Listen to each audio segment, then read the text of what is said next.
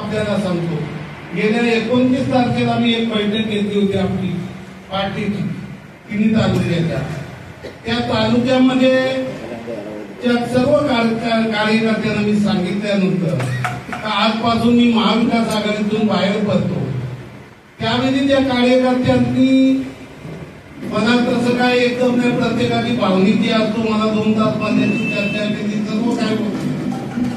पण ही मीटिंग संपल्यानंतर मला रामशेट्टी फोन केला, अरे जयंत तू महाविकास आघाडीतून बाहेर पडलास, मग यायचा आला तर आपल्या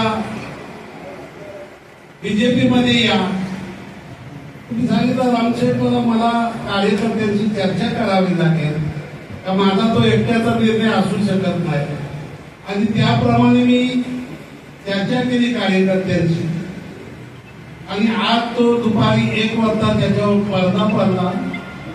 आणि आजपासून मी बीजेपी मध्ये जातो असं आपल्या सर्वांसमोर जाहीर करतो. माझे सर्व कार्यकर्ते बीजेपीच्या सोबत आहेत.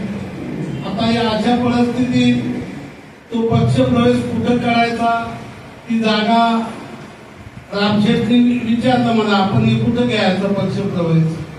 मी सांगितला, तुम्ही मला जी सांगा ती जागा, सांगा ती तारीख.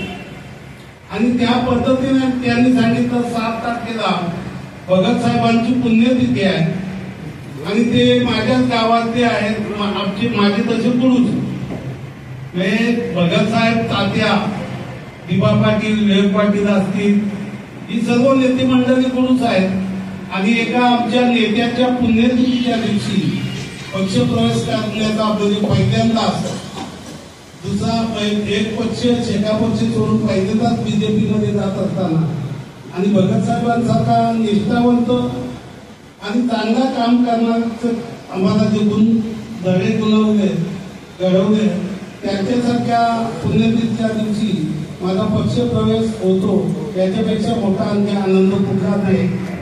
पक्ष हा प्रत्येक ठिकाणी आहेच, मग कोणी कुठल्या पक्षात जावं, काय करावं, त्या पद्धतीने ते होत असतो.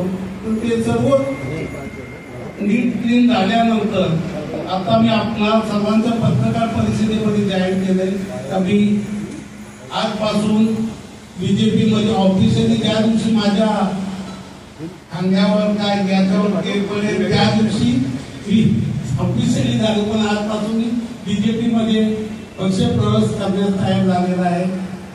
जय हिंद, जय महाराष्ट्र.